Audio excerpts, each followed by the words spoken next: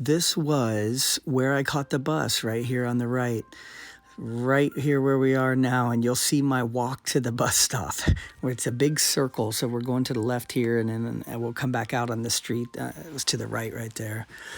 And you can see here just beautiful, very rural in southern Ohio. This was Nashport, Ohio, and Poplar Drive. And up to the right there, you can see these huge boulders the size of homes behind that house. And they were dropped there by the glaciers coming down that made the Great Lakes. And they stopped around mid-Ohio as the glaciers melted and left these huge boulders, literally the size of homes. They were probably dangerous, but as a kid, I crawled in them. There was little caves in them. They would be 20, 30 feet high, some of them. It was pretty wild. But this is the hill, the long hill down to the bottom of this street. And my house was at the very bottom. My dad and mom, this was their dream house that they had purchased and built. They purchased the land and built their dream house. It was, I think, 4 acres. And it was right on the water of Dillon Lake and up against the edge of Dillon State Park. It was a man-made dammed lake, but where I started fishing as a child. And I literally was born here until I was 16. This is where I lived. We're coming up on my house here on the left side. And this was, the color has changed a little bit. And, they've painted. My dad passed away 2 years ago, and it sold last year. So there's a new owner there. The whole back was a deck, 3 levels of decks that looked out over the water there. My dad wasn't super wealthy. He had his own business. He was a CPA. He was always kind of struggling, if I remember.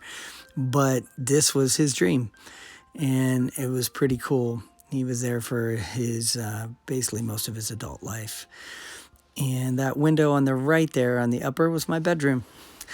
That's where I stayed and slept. So now when we're going down, this is the beginning of the driveway right there, you can see. And the driveway is pretty long. And we would get a lot of snow out here. So it would get, going up and down the hill that we just came up and down. There's a car coming there. I got to back out.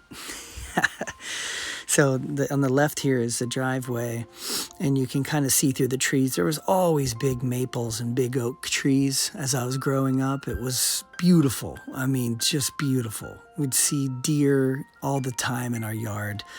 I could walk outside. You see bobcats. It was just very rural, as I said. But what a blessing. As a kid, you don't know, but as you grow up and you really become an adult, you go back to these places and just see them for their raw beauty. And,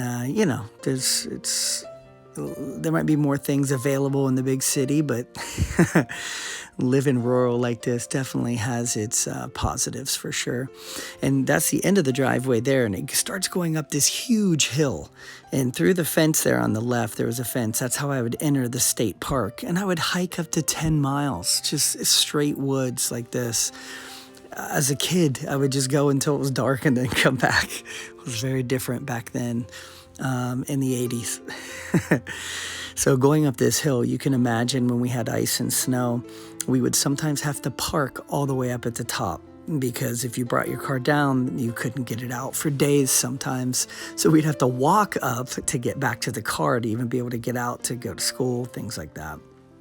But I would walk this entire way all the way up to the bus stop, which I believe was about 3/4 of a mile each way. So this is coming up to the top of the hill here, and then we're going to be going straight. A lot of people ask, where did you grow up? Where are you from? And I was back visiting for a wedding, and I thought I would do this video just to kind of record so I'll always remember, and be able to come back on this video and watch it.